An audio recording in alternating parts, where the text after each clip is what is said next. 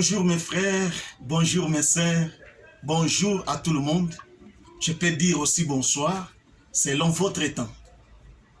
Maintenant, nous sommes là pour se fortifier, pour se donner des idées, pour avoir la connaissance, toi et moi. Savoir plus est là pour nous donner l'intelligence, nous donner la sagesse, afin que nous puissions connaître comment nous pouvons arriver auprès de Dieu, notre Dieu, qui est le Dieu le Tout-Puissant. Parce qu'il y a plusieurs dieux. Mais nous avons un Dieu qui ne meurt jamais, qui existait avant le commencement de ce monde. Il est illimité, il est omniprésent, il est tout pour nous, il est notre miracle. Savoir plus est là pour nous tous et pour nous donner la sagesse de connaître comment vivre dans le monde, comment marcher dans le monde, comment faire de bonnes choses dans le monde. Comme je vous avais promis que nous allons encore, nous avons un sujet très important qui est intitulé « C'est une question. Qui est chrétien ?» Non. Qui est chrétien? C'est un titre. On ne veut pas prendre des grosses mots pour mettre, c'est pour impressionner les gens. Non, ça ce n'est pas ça. Nous allons prendre seulement des simples phrases pour se donner des idées et comprendre pourquoi et qu'est-ce que nous allons faire. Pourquoi et qu'est-ce que nous allons faire. Qui est chrétien? Parce que dans le monde, il y a plusieurs doctrines. Dans le monde, il y a des gens qui se disent « Je suis un chrétien » et les autres disent « Non, moi je ne suis pas chrétien ». C'est tout à fait normal. Et quand on parle chrétien, c'est quoi? Et quand on dit que toi tu es chrétien, chrétien ou chrétienne, c'est quoi? Et j'ai causé avec beaucoup de gens. Ils ont dit, ils m'ont donné beaucoup de réponses. Il y a les autres qui disent, un chrétien, c'est lui qui suit Christ. Ce n'est pas mauvais, c'est bien. Les autres qui disent, un chrétien, c'est celui qui suit Jésus. Oui, c'est bien. Et c'est pour cela, aujourd'hui, je suis passé devant votre petit écran pour connaître qui est chrétien. Chrétien, c'est qui? Ce n'est pas que parce que tu commences à distribuer les choses aux gens qui souffrent, c'est par là que tu deviens chrétien. Ce n'est pas parce que tu pleures avec ceux qui sont tristes, c'est par là que tu deviens chrétien. Ce n'est pas que parce que tu aides les malades, tu aides ceux qui souffrent, c'est par là que tu deviens chrétien. Non, ne te trompe pas. Parce que la Bible nous dit, ce n'est pas ceux qui disent Seigneur, Seigneur qui verront le royaume des cieux. Il y a les autres. Donc, tu peux prêcher, hein? Tu peux prêcher, tu peux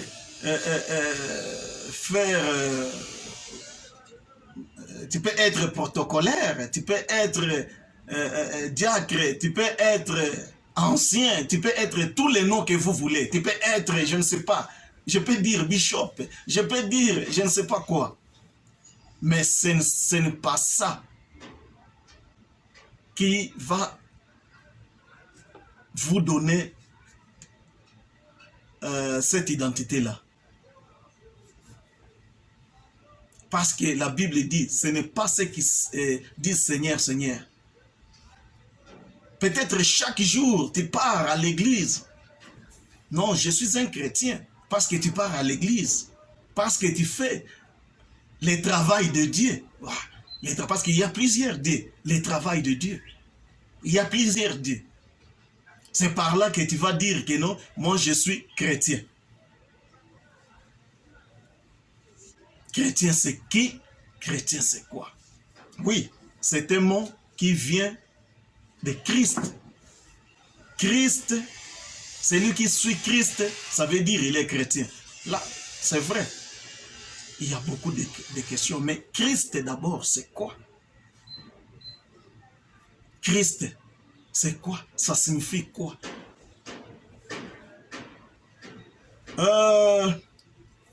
C'est pourquoi, si nous disons des choses pareilles, c'est parce qu'il y a plusieurs versions. Il y a plusieurs versions que les gens ont dans la tête. Mais quand vous posez des questions, peut-être ils n'arrivent pas à bien répondre, à bien parler, expliquer.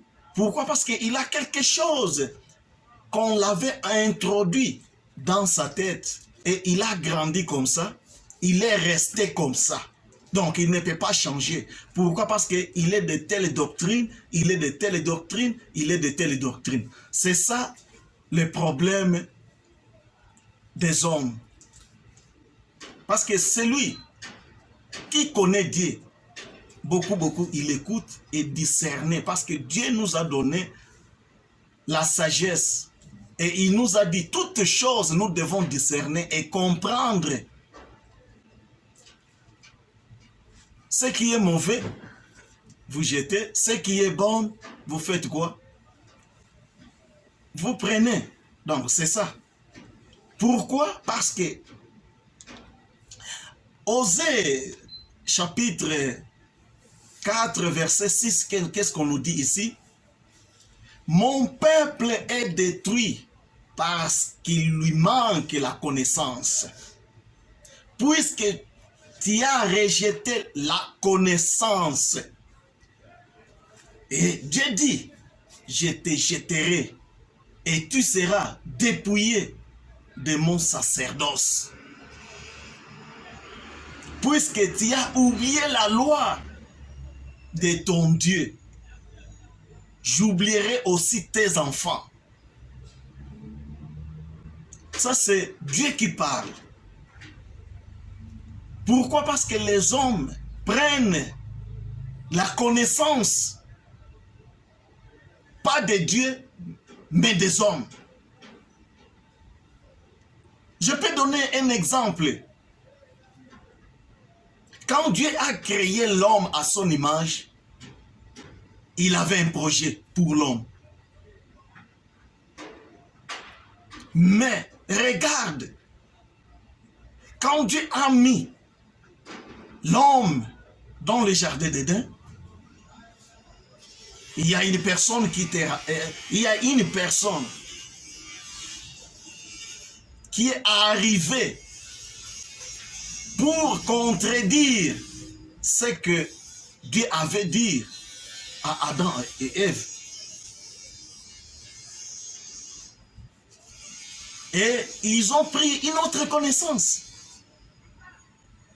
C'est par là que Dieu les a rejetés. Et quand je dis Dieu, c'est la vérité. Parce que nous devons dire la vérité. Parce que si tu dis des mensonges, tu dois connaître ça vient d'où. Parce que Adam et Ève, ils étaient dans la vérité. Mais une autre personne est arrivée pour me donner une autre connaissance. Et Dieu les a rejetés. Mais quelle connaissance que nous allons prendre? Nous prenons la connaissance de Dieu lui-même. Parce que dans la connaissance de Dieu lui-même, il n'y a pas de levure dans le pain. Il ne faut pas ajouter, que ce soit sec. Il ne faut pas retrancher, que ce soit sec. C'est pourquoi je vous dis, nous devons prendre la connaissance qui vient de Dieu lui-même. 1 Corinthiens, chapitre 8, verset 7. Qu'est-ce qu'il nous dit? Mais cette connaissance n'est pas chez tous. Donc la connaissance de la parole de Dieu lui-même n'est pas chez tous. Parce qu'il y a les autres qui ont des autres connaissances. Et ceux qui suivent Dieu dans la vérité, ils ont de véritables connaissances. Ici dans le monde, il y a plusieurs connaissances. Nous prenons la parole de Dieu, mais nous changeons selon la manière des hommes, selon la connaissance que tu avais. Tu ajoutes le levure. Donc, ça devient un problème. Je termine. Quelques-uns, d'après la manière dont ils envisagent encore l'idole. Oh, si vous voyez très bien,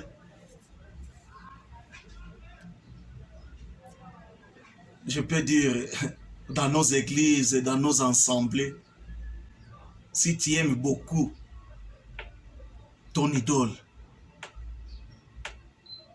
tout ce qu'il dira, que ce soit des choses mauvaises, tu acceptes. Tu ne regardes plus Dieu, mais tu regardes seulement ton idole. C'est ça le problème.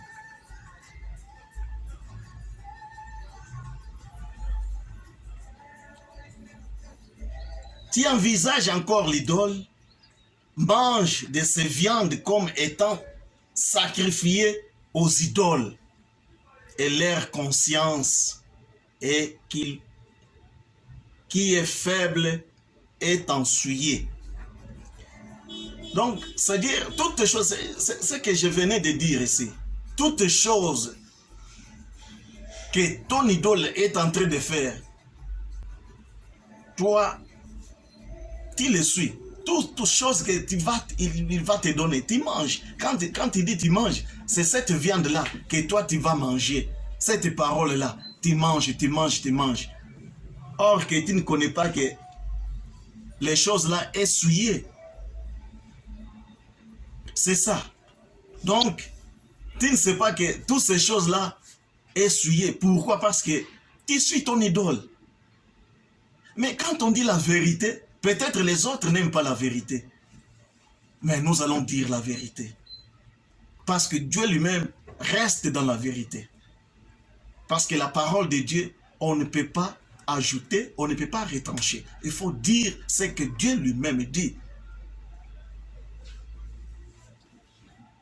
Et c'est pourquoi la Bible nous dit dans la Colossiens, chapitre 2, verset 8, qu'est-ce qu'il dit? Bien sûr, nous allons parler sur qui est chrétien. Mais je commence par là. Pour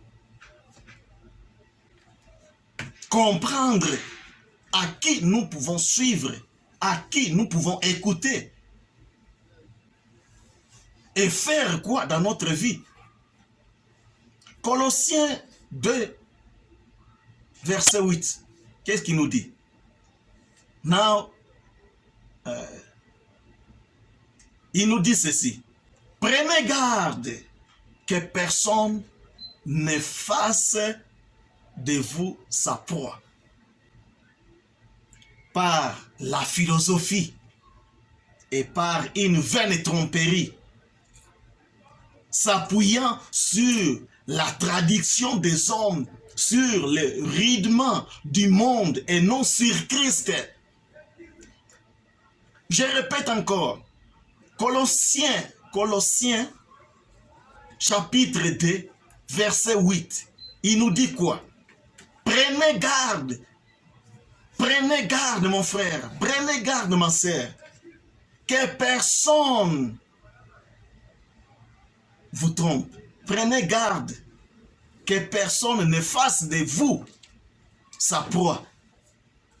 Donc parce que toi tu pries, on te dit que c'est-à-dire dans l'assemblée, un visionnaire te dit, fais ce que moi je te dis, fais ceci, cela. Or qu'il te met en erreur. Mais toi tu vois c'est normal parce que c'est mon visionnaire. Je pense que vous comprenez. Donc, tu deviens une personne négligente, une personne. Donc, tout ce que ton visionnaire dit, c'est ce que c'est ce que tu dois faire. Or que ce n'est pas comme ça. Parfois, toi, tu sais que non. Donc, tu le vois comme il devient, c'est un Dieu. Non. Oui. Bien sûr, l'obéissance, mais nous devons connaître, s'il est en erreur, nous devons connaître que non, il est en erreur. Alors, je dois lui montrer ceci. S'il refuse, toi devant Dieu, tu n'as pas de problème. C'est pourquoi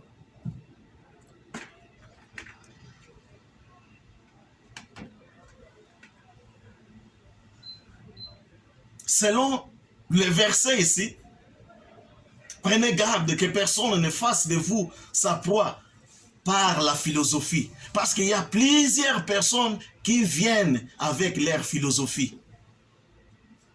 Plusieurs personnes qui viennent avec leur philosophie. Et ils jouent avec ton esprit. Vous comprenez? Et quand si tu es faible, directement, tu pars. Et par une vaine tromperie. Donc dans la parole, il met de vaines tromperies.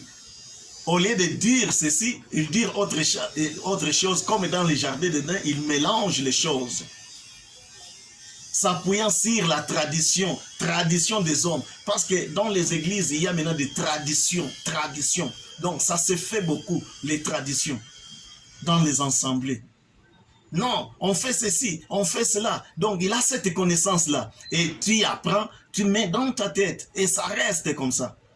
C'est ça qui nous met en difficulté. C'est pourquoi vous voyez qu'il y a plusieurs églises. Pourquoi? Parce qu'il n'y a pas la vérité. La vérité n'existe pas. La vérité n'est pas là. La vérité, c'est Dieu lui-même. Donc, en s'appuyant sur la tradition des hommes, sur le rythme du monde, sur les rythmes du monde. Hein? Donc, c'est-à-dire, les choses qu'on voit dans ce monde, donc, vous prenez la parole de Dieu et vous mettez toutes ces choses-là.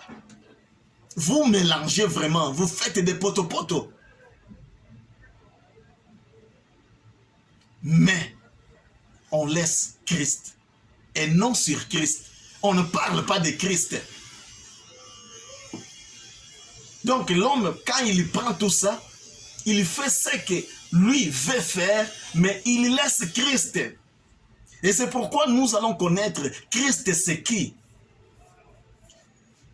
Vous devez bien discerner sur les chapitres. Colossiens verset 2, Colossiens chapitre 2, verset 8. Il faut discerner. C'est que savoir plus est en train de dire, c'est vrai ou faux. Nous faisons les choses selon le monde, mais pas selon Christ. C'est ça notre problème. C'est ça notre problème dans ce monde. On prend la parole de Dieu, au lieu de faire la base sur Christ, nous faisons la base sur le monde. Le monde, c'est ça maintenant. Les gens sont en train de se perdre. Il y a les autres qui ont abandonné. À prier même, ils sont devenus très faibles. Pourquoi? Parce qu'il n'y a pas la vérité. C'est ça le problème. Alors, 2 Jean, verset 1, aujourd'hui c'est le verset qui va parler. Je n'ai pas besoin d'aller trop loin, mais on parle avec les versets. Parce qu'on a fait les débats avec les autres qui connaissent la parole de Dieu, qui sont des docteurs. Ils disent autre chose. Ils disent, selon Colossiens 2:8, basé sur les choses de ce monde, basé sur le monde, mettre la tradition dans la parole de Dieu, selon le monde. C'est ça le problème. 2 Jean, chapitre 1, verset 9. On peut partir jusqu'à 11.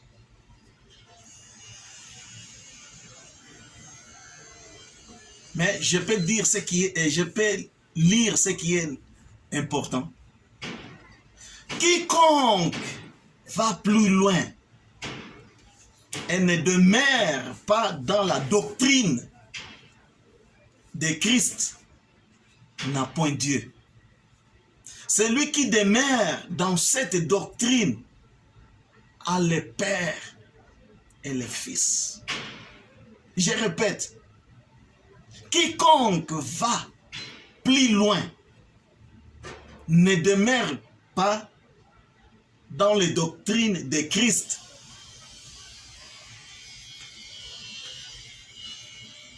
n'a point Dieu. Celui qui demeure dans cette doctrine a le Père et le Fils. Il faut demeurer dans la doctrine de Christ. Peut-être les gens disent que non, Christ, ils ne savent pas Christ c'est quoi. C'est la base d'un chrétien. Parce que tu te dis que non, moi je suis chrétien. Chrétien, ça vient d'où? Du mot Christ. Christ, c'est ça la base d'un chrétien. C'est ça la fortification. C'est ça la force d'un chrétien. Donc, un chrétien doit être en Christ. Et nous devons connaître Christ c'est quoi et Christ c'est qui. Parce que selon le verset ici, 2 Jean, chapitre 1, verset 9 jusqu'à 11, on dit que si tu n'es pas dans cette doctrine, tu n'as pas le Père qui est le Dieu le Tout-Puissant et son Fils qui est Jésus-Christ. Ils ne sont pas là. Mais tu te dis chrétien, mais tu n'es pas en Christ. Si tu n'es pas en Christ, comment tu peux devenir chrétien? C'est tout le monde c'est tout le monde qui peuvent dire non, moi je suis un chrétien, je suis un chrétien. Parce que, mais contrôle-toi. Contrôle-toi, contrôle ta vie, contrôle ta manière d'être envers Christ, envers ton Dieu.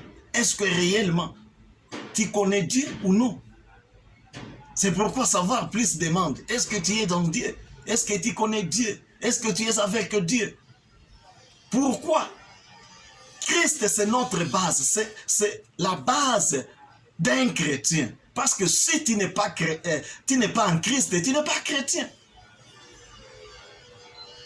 C'est pourquoi la Bible nous dit encore, hein, il y a plusieurs serviteurs, mais tous ces gens-là ne sont pas de Dieu. Il y a peu qui sont de Dieu, mais beaucoup ils ne sont pas de Dieu. Il n'y a que les brigands, les voleurs, les bandits, je ne sais pas quoi. C'est pourquoi le verset ici nous dit, si tu n'es pas en Christ, tu ne peux pas être chrétien. Tu ne peux pas être chrétien. Comment être chrétien? quand tu n'es pas en Christ. Jésus a dit, je suis le chemin et la vie. Celui qui me suit aura la vie éternelle. Parce qu'il est Jésus-Christ. Et quand on parle de Jésus, c'est la parole. Qu'est-ce que la parole nous dit? Qu'est-ce que la parole nous parle?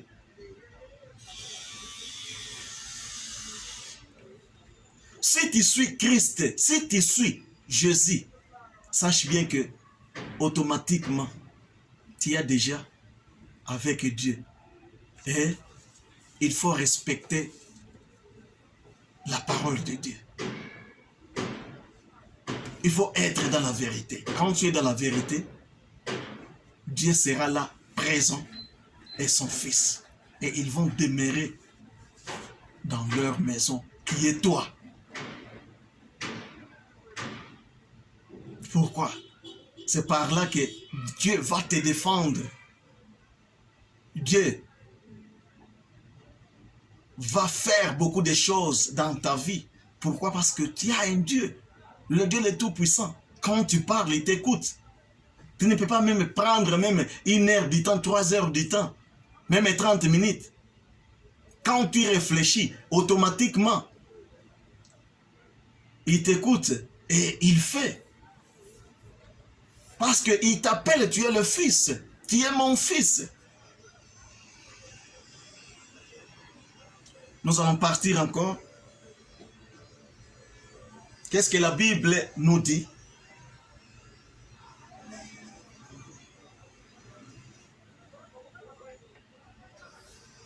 Qu'est-ce que la Bible nous dit encore? 1 Pierre, chapitre 1, verset 19 à 21. Qu'est-ce que la Bible nous dit? Mais par le sang précieux, par le sang précieux de Christ, comme un agneau, sans défaut et sans tache. Je répète encore, parce que si j'ai fait ça, c'est pour que tout le monde puisse comprendre très bien. Regarde Jean 2, Jean chapitre 1, 9 à 11. Qu'est-ce qu'il nous dit? Quiconque va plus loin et ne demeure pas dans la doctrine de Christ n'a point Dieu. C'est lui qui demeure dans cette doctrine a le Père et le Fils. Mais 1 Pierre chapitre 1 verset 19 jusqu'à 21. Qu'est-ce qu'il nous dit? Mais par le sang précieux de Christ. Oh, par le sang précieux de Christ. C'est ça, vous devez comprendre. Comme d'un agneau sans défaut et sans tache, prédestiné avant la fondation du monde et manifesté à la fin des temps à cause de vous. Vous devez continuer, c'est ça. Je prends seulement ça. Christ c'est qui? Nous devons maintenant connaître selon le verset ici. Christ c'est qui? Et Christ c'est quoi? Parce que selon le verset ici, nous montre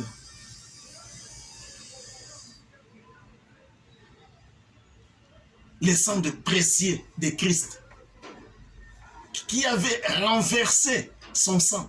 C'était Jésus qui est Christ. Et écoutez, il dit, il était comme un agneau sans défaut, un agneau sans défaut et sans tache, prédestiné avant la fondation du monde. Et je vais vous dire aujourd'hui, ce n'est pas parce que tu es de gens, tu prêches, tu es intercesseur, tu es, je ne sais pas, un chanteur plein de succès, tu es, je ne sais pas, comment dire, d'honneur, Tu es, je ne sais pas quoi. Nous devons connaître Christ, c'est quoi? Christ, c'est qui? Parce que la Bible nous dit, Jésus, celui qui me suit aura la vie éternelle.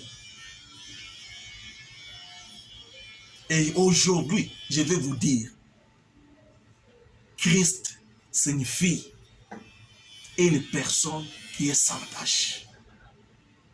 Une personne qui est sans défaut. Irréprochable.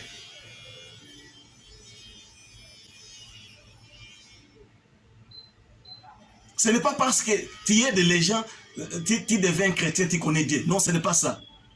Même ceux qui ne connaissent pas Dieu, ils font aussi ça.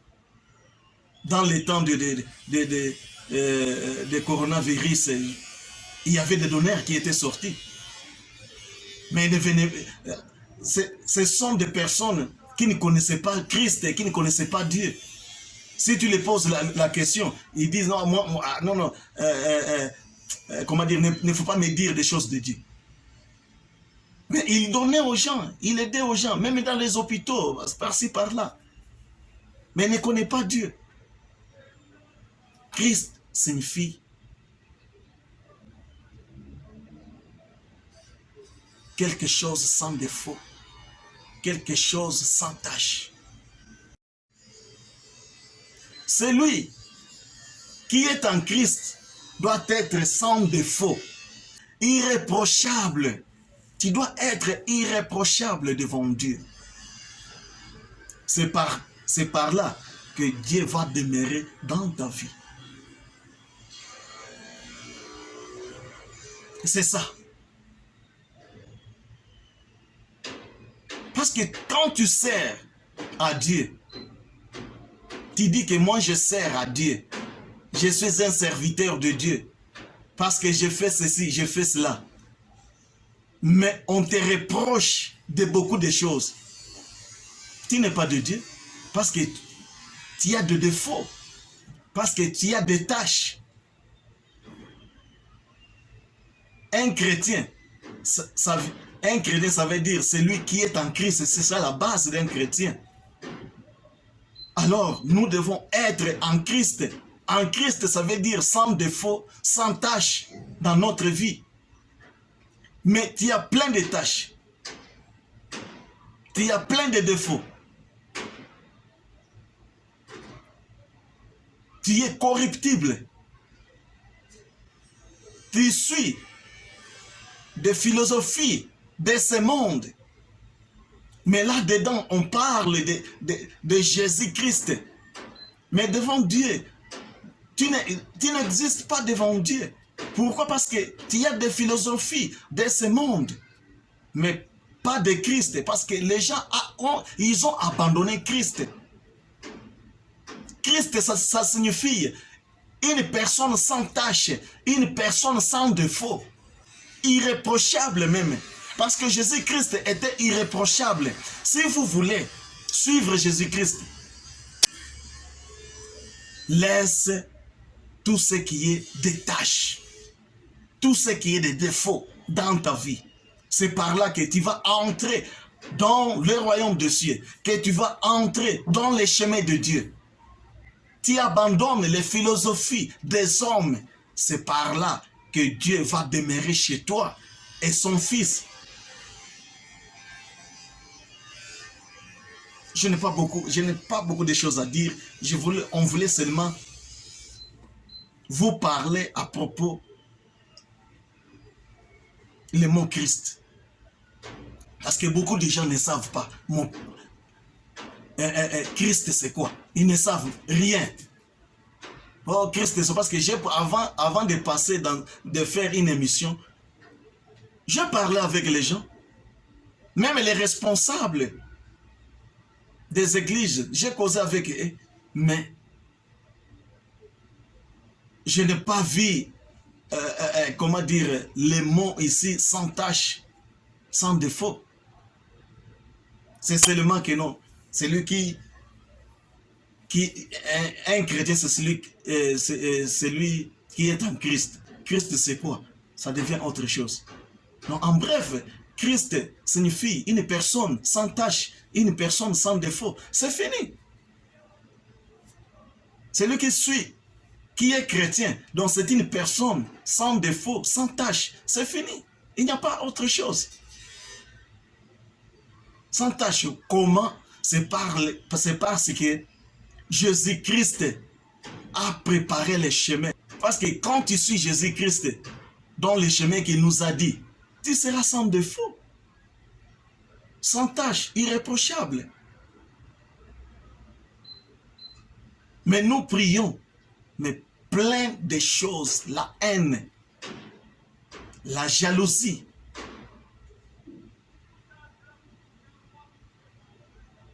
beaucoup de choses dans nos cœurs, Bosoto. Et par après, tu dis que moi je suis chrétien. Et tu dis non, non, moi j'ai les doctrines que j'ai, donc c'est depuis mes grands-parents. Non, ce n'est pas ça.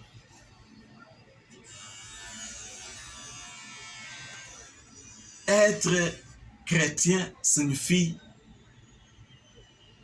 une personne irréprochable, une personne sans tache.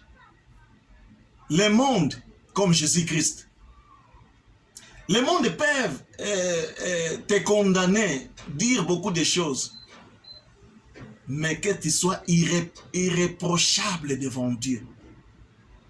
Parce que le monde peut dire beaucoup de choses sur toi. Ce n'est pas un problème, mais sois irréprochable devant Dieu.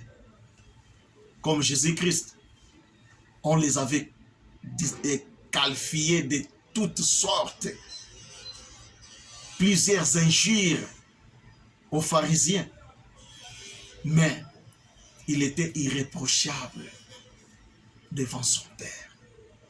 C'est pourquoi on dit que Christ, c'est ça la base, sans tache et sans défaut.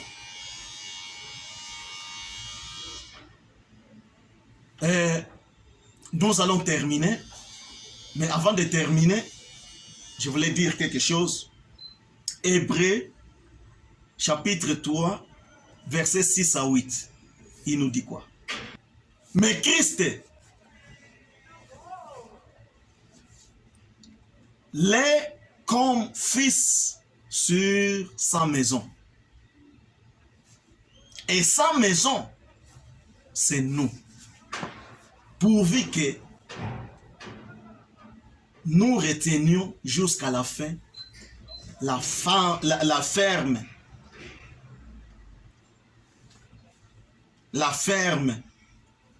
confiance et l'espérance dont nous nous glorifions. C'est pourquoi, selon ce que dit le Saint-Esprit. Aujourd'hui, si vous entendez sa voix, n'endurcissez pas vos cœurs, comme lors de la révolte. Comme lors de la révolte. Donc, le reste, vous verrez, parce que j'ai donné le verset. Comme ici, on voulait dire, pour nous, nous sommes la maison de Christ. Là où Christ reste, il n'y a pas de tâche, il n'y a pas de défaut. Et puis, si tu es en Christ, sache bien, quand Christ parle, ou le Saint-Esprit nous dit quelque chose, automatiquement, nous écouter. On dit qu'il ne faut pas endurcir ton cœur, parce que le Saint-Esprit est là, parce que Christ est là. Tu ne peux pas te révolter, parce que tu es de Christ, tu es un chrétien, un enfant de Dieu. Le Père et le Fils demeurent sur toi, dans leur maison qui est toi. Parce que tu es en Christ. Jésus-Christ a renversé son sang, sans tache, sans défaut. C'est un agneau. Et c'est pourquoi, ce que je vous demande, un chrétien, c'est une personne qui est en Christ. Christ signifie sans défaut, sans défaut. C'est pourquoi je vous demande, un chrétien doit chercher par tous les moyens d'avoir, ou soit être en Christ qui signifie sans défaut.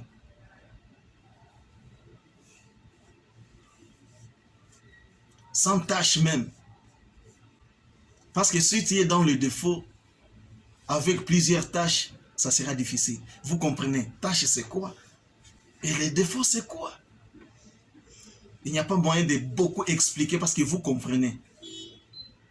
Il ne faut pas te dire que non, moi je suis un chrétien parce que tu avais donné à quelqu'un l'argent. Tu avais aidé une personne. Tu avais fait ceci, cela. Non, ce n'est pas ça. Ce n'est pas ça d'être fort. Même ceux qui ne connaissent pas Dieu les font aussi. Mais un chrétien doit être exemplaire. Doit être exemplaire. Exemplaire, ça ne signifie quoi? Donc, parce que Jésus-Christ nous a montré l'exemple, nous devons connaître comment d'être bien avec notre Dieu. L'obéissance. Il ne faut pas aimer dans ta vie que la troisième personne puisse entrer pour te donner une autre connaissance. Parce que quand il te donne une autre connaissance, maintenant la connaissance de Dieu est bafouée.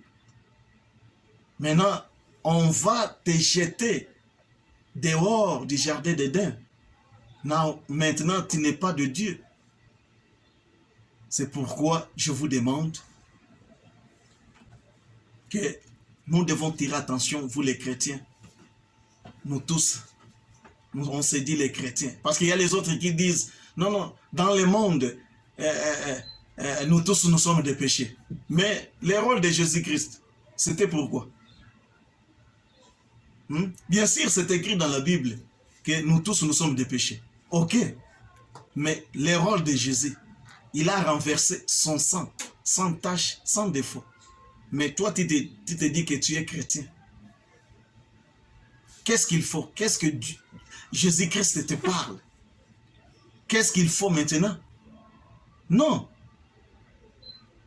Cherchez les moyens d'être sans défaut, sans tâche. Il ne faut pas demeurer dans le mal. Il ne faut pas demeurer dans les doctrines de ce monde. Il ne faut pas demeurer dans les philosophies de ce monde. Regarde les philosophies de Dieu. Le Saint-Esprit est là. Le Saint-Esprit est là. C'est pourquoi, vous voyez, il y a les autres qui boivent de l'eau d'une personne qui a lavé le figuier, il met dans le verre et on te donne, tu bois. C'est parce que tu n'as pas le Saint-Esprit. C'est parce que tu n'es pas chrétien. Il y a les autres qu'on les jette. J'ai vu une image comme ça. Un visionnaire qui prend un croyant, il devient catcheur. Hein? Et il le jette par terre, pas directement. Ça, c'est la délivrance. Non, ce n'est pas ça. Et nous acceptons tous ces choses. Ce sont des philosophies de ce monde. Il y a les autres qui disent, je ne peux pas manger la viande, je ne peux pas manger. Ce sont des philosophies de ce monde. Oh, je ne peux pas. Non, ce n'est pas ça. Qu'est-ce que Christ dit? Et tu ne manges pas ça, mais tu fais toujours le mal. Tu fais toujours le mal. Tu demeures dans le mal. Très jaloux.